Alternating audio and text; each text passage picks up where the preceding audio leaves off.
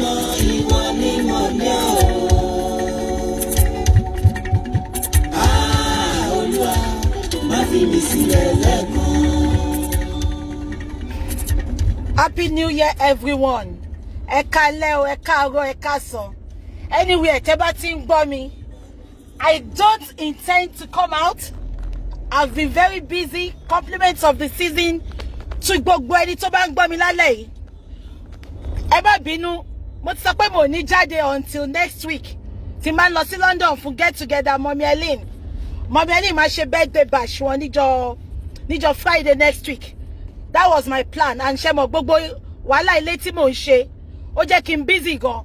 I appreciate everyone that checked on me. God bless you all. Bó fẹ́ jáde lálẹ́ yìí, ṣùgbọ́n inú ń bí mi. I am fuming. Inú ń bí mi. Inú yẹn ń bí mi. Ó ń bí mi gan. Kò jẹ́ kí n ṣe fídíò yìí, but inú ń bí mi. Please, ẹni tó bá mọ lady tó ń jẹ́ wearable yẹn, ẹ bá mi ní kó get in here. She needs to get in here. She needs to be taught how to talk. Mo fẹ́ kọ́ bó ṣe ń sọ̀rọ̀. She's a very... Oh my God. Wearables. Pẹ̀lákísà tó ń tà yẹn. Ẹ bá mi pè sí mi báyìí. She dare not talk to people in diaspora like that. You dare not talk to people in diaspora like that. Who the hell do you think you are? Wearable. Kí ló ń tà? Àkísà wo ló ń tà? Kí ni ìyá aláṣọ ń tà tó yẹ gbadá ní? Ṣé wúrẹ́ ń jẹ léèsì ni? Ẹ jọ̀ọ́ ṣé ẹ ti rí fídíò wearables? Mo ti post fídíò yẹn sórí wall mi. Mo fẹ́ kẹ́ lọ bá mi wo fídíò yẹn. Wearables, you lack manners. You lack humility. You are too full of yourself. You are too arrogant of yourself. Kí ló ń rán gan? Kí ló ń tà? Láyé ẹ bá tún sọ̀rọ̀ sáwọn ará lóyìnbó bẹ́ẹ̀ yẹn. Láyé ẹ, we are hardworking people. Diasporans are hardworking people. Never in your freaking life. Kò tún sọ̀rọ̀ sáwọn ará lóyìnbó bẹ́ẹ̀ yẹn. Kò bá jẹ́ nǹkan wọn náírà lọ́ngà lọ́wọ́ ẹ̀. You should appreciate them.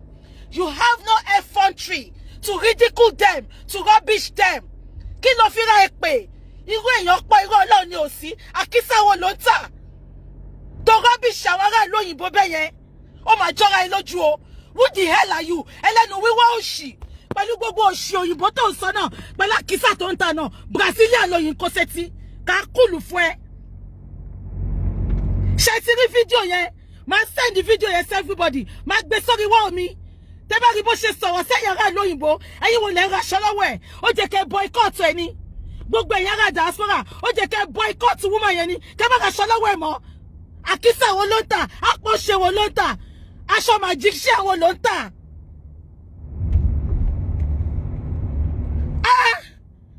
Tẹ́ bá rí bó ṣe sọ̀rọ̀ sí everybody. Okay, mi mọ nǹkan tó ṣẹlẹ̀. Ṣó yé yín? Ó wá ṣe fídíò. I've noticed that woman. I never liked her because she's too full of herself. On top of nothing. Who you be? Wallahi, kó bá fẹ́ president go. You don't be nothing. I rubbish ya, yeah. Àti kábọ̀ ya lójú. Ó ní rẹ́ni rajà ẹ mọ́. Àbí wèrè ni ẹni. Ó mọ nǹkan tó ju wá rí ká tó pa £1 bí báyìí ni. Ó wá rubbish gbogbo wọn. Wọ́n bó ṣe sọ̀rọ̀ sí wọn. Ṣé ń tọrọ jẹ lọ́wọ́ ẹni? Àbí wèrè ni ẹni. Tí ó bá ṣẹ́ra lóyìnbó, ṣó lè tajà ni? Ṣé torí ẹ̀? Inú ń bí mi. I'm fuming. Ṣé gbogbo yìí ti rí fídíò yẹn? Kò ní dáa fún ẹ. Wearables. Àjọba wọ ṣòkòtò náà ni. Bó ti ní mi ní jà mọ́. Ṣùgbọ́n mo lè rí fídíò yẹn kí n ṣe bẹ́ẹ̀ tí ò rí. Náà ẹ jẹ́ kí n sọ nǹkan tó ṣẹlẹ̀. Mo rí fídíò yẹn. Ó dàbí èèyàn kan pé ṣé ń gbọ́, which is normal with people in abroad. Ó dàbí èèyàn kan pé èmi I don't like her. Tí fídíò ẹ bá come up, má gbé kúrò ní because she's too full of herself. Ó ní sọ pé ọlọ́jà máa ń rẹra ẹ̀ sílẹ̀ ni. Wàláhì kó máa tajà fún president Nigeria. Wá yìí rẹra ẹ̀ sílẹ̀ because tọ́wọ́ kọ́bọ̀ òun ló ń di odindi. Àbí kò yé yín? She's very rude. I will post that video. Gbogbo ẹ̀yin diaspora tẹ́ bá tún raṣọ lọ́wọ́ ẹ̀ ọmọ àlè ni pẹ̀lú àkísà tó ń tà. Mi ìraṣọ gidi kò sáṣọ gidi lórí ìkan tó ń tà. A máa pọ̀ ṣe òṣì. Amú bébí lè sí olórí burúkú. Àwa mú stone, a mú fake stone na tó sí. Wá máa pè yẹn ní 100,000, 200. Wọ́n tún wá ń bẹ rà. Àbí wèrè ni ẹni. Ará Nàìjíríà wo ló bẹ rajà? Tó bá ń bẹ rajà gan, ó jẹ́ kó bá respect àwọn ará ìlú òyìnbó ni. Ẹ jẹ́ kí n máa sọ nǹkan tó ṣẹlẹ̀. Ẹ jẹ́ kí n sọ nǹkan tó ṣẹlẹ̀. Ó dàbí ará ìlú òyìnbó pé ṣé ń gbọ́ mi. Ṣé mọ̀ pé normally tára ìlú òyìnbó bá pèyàn. Tẹ́ bá fẹ́ rajà wá gbọ́. Ṣé torí pé mo wà ń lo òyìnbó lẹ ṣe tajà fún mi? Everybody ló máa ń sọ bẹ́ẹ̀. Ẹ máa gbọ́ mi o gbogbo yín. Ó dàbí ẹnìkan pè láti abroad. Ṣóyè yín. According to the story she was saying. Ó dàbí ẹnìkan pè láti abroad. Ẹni yẹn wá sọ pé ó dàbí wọ́n wá fún ẹni yẹn ní price aṣọ. Ẹni tó wà lábroad yẹn wá sọ fún àwọn ọmọọṣẹ́ pé òun kọ́ ló tún bá sọ̀rọ̀ o. Òun kọ́ ló bá sọ̀rọ̀ o. Àwọn ọmọọṣẹ́ ló bá sọ̀rọ̀ o. Ẹni tó wà lábroad yẹn wá sọ fún àwọn ọmọọṣẹ́ pé I have posted the video. Bí a kò tí download, màá tún post ẹ̀. I will repost it. Komoni, sister Orelo pé she doesn't know that pé ará lóyìnbó ló bèkì òun olórí burúkú. Ẹ wo bó ṣe rí dínkù. Oh my God, bí ṣìwà gan o. Màá gbé video yẹn síta. Wàá gbé ẹ sáré, wàá sáré kàbàkàbà. Ó ní ṣerú ẹ̀ mọ́ láyé ẹ̀. Àbáṣọ wèrè wo ló ń tà? Ṣé wọ́n nìkan ló ń ta aṣọ lórí social media ni? Ìfẹ́ lọ ní sí ẹ̀. Ó dẹ̀ mọ̀ pé many people lè lọlé. I will put the video. Ẹ jẹ́ kí n máa sáré sọ lọ because mo lọ síbi iṣẹ́. Ọ̀rọ̀ yẹn ká mi lára mo ṣe butter. Now, ó dàbí èèyàn kan pé ṣé mo normal way of life àwọn ará ìlú òyìnbó. Ṣó ti yẹn ẹni yẹn wá pé ẹni yẹn wá sọ fún pé ṣé torí mo jẹ́ ará ìlú òyìnbó ẹ má taṣọ fún mi wọ́n o. Nǹkan tẹ́ni yẹn máa sọ nìyẹn. Nǹkan tẹ́ni yẹn sọ nìyẹn o. Ẹ jọ̀ọ́, does she have to come out? Òun kọ́ lẹ́ni yẹn sọ fún o. Àwọn ọmọọṣẹ́ lẹ́ni yẹn sọ fún o. Ṣé ń gbọ́ mi? Woman yìí dẹ̀ bọ́ta. Kò sí nǹkan tí ò fi yín pè. Mo máa gbé fídíò yẹn síta kẹ́ lè gbọ́. Because ẹ mọ̀ pé tí n bá bọ́ta, mi kàn dédé bọ́ta. Mo ti sọ pé mi ní bọ́ta until tí n bá lọ sí London jọ Friday fún birthday àti Ellen. I'm going to post that video. Mo ti download it. I will post it for you. Nǹkan tẹ́ni yẹn máa sọ nìyẹn ló wá bọ́ta. Ẹ máa gbọ́ bó ṣe sọ̀rọ̀ o. Let's be guided. Ẹ̀yin ará diaspora. Èló lẹ̀ ń ná. Kí lẹ̀ ń ná ká tó sọ. Ẹ ti máa sọ pé ará lóyìnbó ni yín. Àwa táwa Naija gan, we are doing better off for all of you. Ó ní àwọn táwọn Naija, àwọn dájà wa lọ. Ìyá kan ìyá ìjọra. Aṣọ 1 million ló máa ń rà tè go. Kí lẹ̀ ń ná owó wo lẹ̀ ń ná tẹ̀rọ bẹ́ẹ̀ náwó. Ó ti rí jù. Ọ̀rọ̀ yẹn ti pọ̀ jù. I was fuming when I was watching a video. I was fuming. Ọ̀rọ̀ yẹn ti pọ̀ jù. Má gbé video yẹn sí ó rubbish. Ó yẹ̀yẹ́ wa. Ó rubbish. Èmi ò ra aṣọ lọ́wọ́ ẹ̀ o. Mi tẹ̀lé ra kísà tó ń tà. Because èmi ò rí nǹkan gidi nínú nǹkan tó ń tà. Ó kàn máa lọ gbọ́ stone olórí burúkú sí àwọn aṣọ yẹn á dàbí aṣọ ti Professor Bella. Máa lọ gbé fídíò yẹn síta. Bí ṣe ń wo fídíò yẹn báyìí, ara mi ń gbọ̀n ni. Àbúrò mi gan wò pé kí ló ṣe mí. Mi ìdẹ̀fẹ́ ká àbúrò mi mọ̀ pé mo fẹ́ ṣe fídíò. Mo sáré bọ́ta mo ní mo fẹ́ tètè débi iṣẹ́. Mo ní mo fẹ́ tètè débi iṣẹ́ kí n lọ bọ́gà mi pé mo fẹ́ lọ ní meeting pẹ̀lú ọ̀gá mi. You can imagine, ó máa bú wa gan o. Ó máa bú wa gan o. Àfi tẹ́ bá lọ wo fídíò yẹn. Ó ridicule, ó rubbish wa. Now, wearables, mo fẹ́ kó mọ̀ pé without the people in diaspora, you can never be where you are today. Ó sọ pé ó rán àwọn diaspora, ó sọ pé ó kọ́ ló fi survive, àbí? Ó sọ pé àwọn tó náwó jù wọ́n lọ́wọ́ Nigeria, pé you are doing better off than us in diaspora. Let me tell you today, many of you in Nigeria, you sleep around. You do fraud. You steal. Your husband are thieves. They are fraudsters. They are ritualists. We work very hard. Every penny we earn in diaspora, we work for it. We are not lazy in diaspora. We are hardworking people in diaspora. We are not lazy. So wearables, láyé yàrá yá ẹ. Ṣọ́bẹ̀ pọ̀ lẹ́nu gan. Màá jókòó tí ẹ máa gbàpò títí ẹni. Láyé yàrá yá ẹ. Tó bá tún sọ̀rọ̀, má ever sọ̀rọ̀ sí àwọn ará lóyìnbó mọ́. Wò mí sìn, mo ṣiṣẹ́ back to back. Màá wá ní mo fẹ́ ná owó mi mo lọ fi raṣọ lọ́wọ́ ẹ̀. Wà wá sọ̀rọ̀ sí mi bẹ́ẹ̀ yẹn. Wàláhì máa gbé ìyá ìṣépè. Moreover mi lè wá sí ọ̀dọ̀ ẹ because looking at you at lásán ó jọra ẹ lójú and God detests the proud. God detests the proud. Ó jọra ẹ lójú. Pẹ̀lú àkísà òṣì tó ń tà, aṣọ ẹ̀ tó kọ́mọ̀nù, pàǹtí ẹ̀wà, aṣọ àǹfààní gbà mí ọdún dé tó ń tà. Àbíwèrè lélẹ̀ ni, wọ́n sọ fún ẹni. Wọ́n sọ fún ẹni. Ṣé lébi ló pa wọ́n rà lóyìnbó ni? À ń ṣe lébi. Gbàgbé. À ń ṣe lébi. We work very hard for our money. Never in your freaking diarrhea mouth life. Go to butter was so someone ran loyinbo beyin. Oh, ni jeton. I'm a drag ye be a swani generator ni. I drag ye iya oni bombe. Oh, to nigga ni buy rashomo. How dare her? I will put that video on Facebook. Oh my sorrow siwa o. Oh my so kotuwa emoko kotuwa sọ̀rọ̀ yẹn lẹ́yọ̀kan. Ó wá kó gbogbo wa pọ̀. Kí lẹ fi ra yín pé? Kí lẹ ní táwo ní? Àwa táwa Naija dájú wa lọ. Ó tún bú ẹni yẹn. Ó lẹ́ni yẹn ò tún sóyìnbó dáadáa. Ah, that woman never. She can never go far. Ẹ gbàgbé. Kò lè lọ jìnnà. Olóṣì. Ó sọ pé ṣáwọn ará lóyìnbó ló make it. Let me come to you now. O ma wá sórí social media. Wàá máa jójó sọnù oníjó òṣì. Wàá máa jójó òṣì. Wàá máa gbọ̀yàn. Wàá máa gbọ̀dì. Wàá láṣọ ló ń tà. Olóṣì. Jọ ṣáwọn ará Naija ló ń gbọ̀ndì fún ni. Àwọn ará diaspora ló ń jó fún now. Ará Naija mélòó ló ní data tó fi ń wojó tó ojú òṣì ìjọ ẹlẹ́yà tó ń jó tó ń sọ pé ìtorí tí wọn kọ́ ló ṣe wá sórí social media o. Àbí wèrè ni ẹni. Jọ ará Naija mélòó ló mú ẹ ló ń wọ aṣọ lórí burúkú tó ń tà. Ará diaspora àwọn ló ń wo fídíò ẹ now. Àwọn ló ń fún ẹ ní viewers. Àwọn wí tó sọ pé àwọn kan ló ń raṣọ lọ́wọ́ ẹ. Àní tẹ́ bá rí ó tún dárúkọ màmá kan. Ó sọ pé màmá ìjọra kan aṣọ 1 million ló máa ra àtẹ go. Ipe kí la wá ń rà lọ́wọ́ òun. Ha, ayé mi o. Mo máa dúpẹ́ tí mo raṣọ lọ́wọ́ ẹ o. Èmi ò tẹ̀lé raṣọ ẹ not because I have class and I've got taste.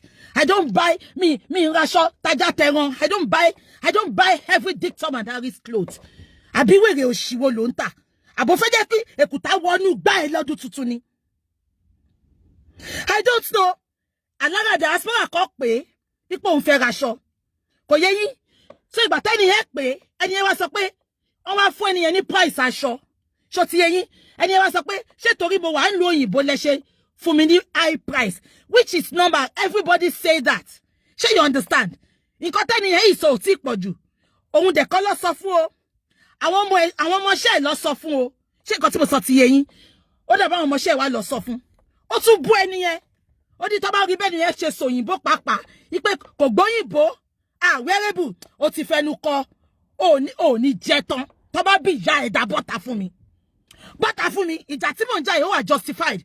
Ó lè tánìṣì wa. Ó lè rubbish ara diaspora. Láyé. We work very hard for our money. We don't sleep around. We don't steal. We don't beg for money. It's either you work or you don't have at all.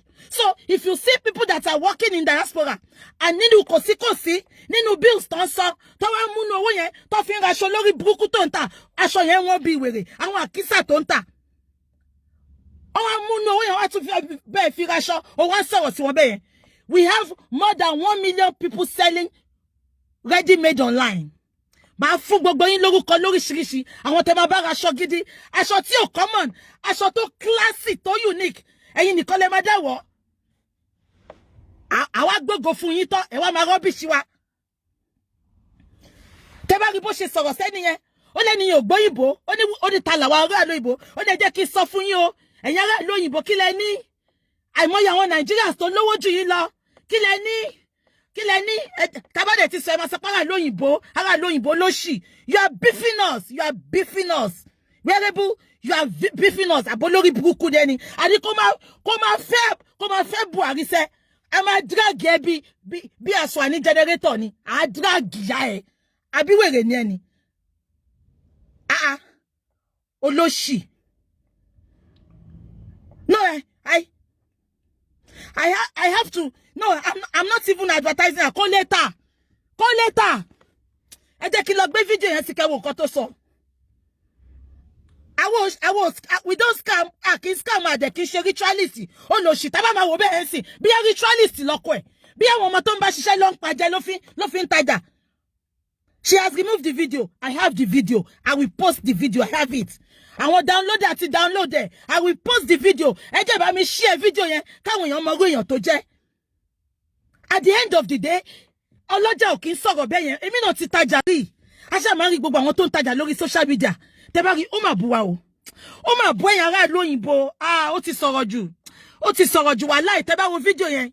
Tó bá yẹ pé èébú tí mo bú kò wá justified kẹ́ padà wá bá mi.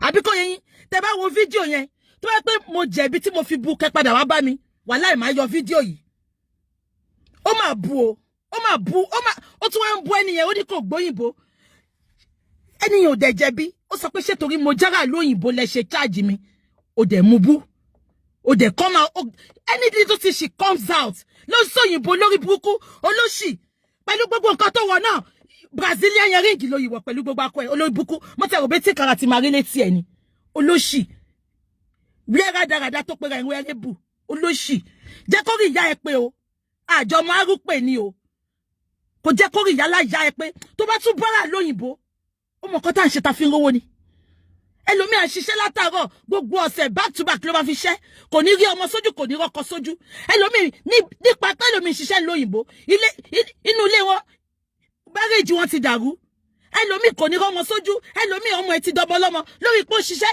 láti jẹ́ kí ends meet ó wá rọ́bìṣì iṣẹ́ tá à ń ṣe bẹ́ẹ̀ yẹn ó rọ́bìṣì effort wa wẹ́rẹ́bù ọlọ́mọ rọ́bìṣì effort ẹ nínú ọdún tuntun olórí burúkú olóṣì ẹlẹ́nu wíwọ́ bí apájá very good bastard ṣẹ́jú ẹ̀ wá ni bàtí jẹ́ pé ìwọ lówó ṣòkòtò ọkọ ẹ lówó skẹ́ẹ̀tì bàtí jẹ́ ṣó tiẹ̀ lọ́kọ ni ò tiẹ̀ lè lọ́kọ pẹ̀lú wà tó ń wù yẹn ẹni tó dagọ́ ẹni tó I will post it mi ìmọ̀ kan tó ṣe ń roll bá post ẹ̀ bí a máa lọ yọ nǹkan tí mo kọ sí lórí because mo bu sórí fídíò yẹn gan bí nǹkan tí mo kọ ti pọ̀ jù máa post ẹ̀ tó bá yẹ pé mo sọ̀rọ̀ jù kẹ́ sọ fún mi máa yọ fídíò yẹn but tí n bá sọ̀rọ̀ jù ẹjọ́ kẹ́ bá mi drag ẹ bí aṣọ àní generator kẹ́ bá mi drag ẹ àbí wèrè ní ẹni èèyàn raṣọ lọ́wọ́ ẹ ọ̀n bí ẹ pé ṣé ẹ má charge mi o dẹ̀ àbí kò tún bú àti yẹn gbogbo wa ó finish everybody ó ní kí la fira wa pè ó ní ẹni tuntun ará lóyìnbó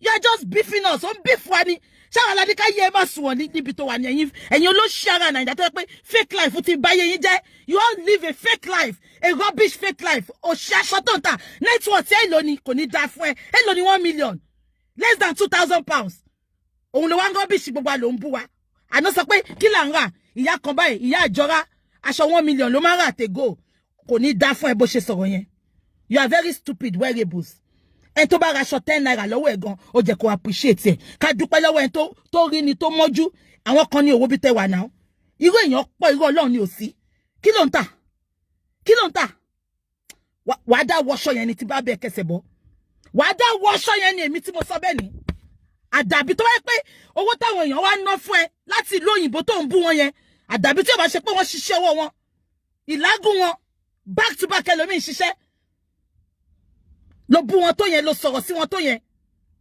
very stupid woman olóṣì ẹlẹ́nu wíwọ́ bẹ́ẹ̀ni ẹ ṣe fẹ̀ tó ló ṣe sọ̀rọ̀ ẹ ti mọ̀ pé kò ní rí gáàdì fọkànlé gan ọmọ àlè játijàti tó bá bí ìyá ẹ̀dá bọ́ta fún mi ìwọ ló máa dáwọ́ ṣu ẹ̀yẹn olóṣì olóbo thank you àwọn olùwèrè olórí burúkú tí pọlíṣítì tó bá ti jàjà fọ ẹyìn kan tó ti fún yín lówó tó bá fi ṣe bísíǹsì kan á ṣí èrè ẹ̀dẹ̀ máa lọ́kọ́lé o wọ́n á tún máa dókiri títì ni o máa tì kábọ̀ yẹ́ ẹ lójú òní ṣerú ẹ̀ mọ́ láyé ẹ̀ tó bá tún bọ́ra lóyìnbó we work hard for our money never in your freaking life kò tún sọ̀rọ̀ sára lóyìnbó bẹ́ẹ̀ yẹn I got to go now mo ń lọ síbi iṣẹ́ bá post the video yẹn ṣe ti gbọ́ I'll post the video I'll post it to you now thank you very much God bless you I'm so sorry kò jẹ́ kí n bọ́ síta until next week Friday because ẹ mọ̀ mo ń ṣe lé mi lọ́wọ́ and I'm gonna show you everything before and after to God be the glory. Ọlọ́run ti sort out but you ṣe finishing touches see and I planned kò ṣe pé mo re-message everybody I saw everyone's message but please bear with me on Friday next week I'll come and appreciate you we are gonna talk we are gonna gist gbogbo nǹkan tá ti miss àmà gist ṣe ti gbọ́ wearable tó bá bí ìyá ẹ̀dá jẹ́ ń gbọ́ há lẹ́nu ẹ̀ o máa dá wọṣù ẹ̀ ní o ní ṣerú ẹ̀ mọ́ àdúràgì ẹ̀ bí ìdásọ àní generator ni olóṣì ọmọ ẹlẹ́nu wíwọ́ pẹ̀lú Brazilian òṣì tó wọ̀ náà olóṣì òun rí dínkù àwa ará lóyìnbó o mọye táwa ná sí Nàìjíríà ni 90% of ará lóyìnbó owó ará lóyìnbó ló wà lọ́wọ́ ẹ̀ náà àṣìírí ẹ̀ tó rọ́bìṣì wa tó yẹn o sọ pé ó ti torí wọn wá sórí Facebook o jọ ìtorí ta ló ṣe wá ṣára Nàìjíríà ń wo fídíò ẹ̀ ni ṣọ́ ní dátà ni ará lóyìnbó ló ń wù ẹ́ náà ará òyìnbó ló ń wù ẹ́ náà tó sọ pé òtítọ́rí wa wá sí social media ṣára nàìjíríà fẹ́ wù ẹ́ ni olóṣì oníjó sọnù àwọn oníjó wèrè dèdè ijó wèrè ló máa jó kiri tó máa láwọn ń tajà ọyàn àti ìdí ló máa gbọ̀n olóṣì wọ́n máa jọ fi ẹni olóṣì olóbò wẹ̀mí olóbò pẹ́ẹ́lí tó bá lọ bọ́ta kò bí aráàlú òyìnbó tó bú máa tún jáde fún ẹ ọmọ àlè játijàti. I never liked you because Motiri, from her behavior, you will know she's rude. You will know she's rude, very rude. You need to hear what is coming out of her mouth. Ekpele magbeshe. Mumbo, I just can post the video. My post. I love you all. Thank you so much. Bye bye. God bless.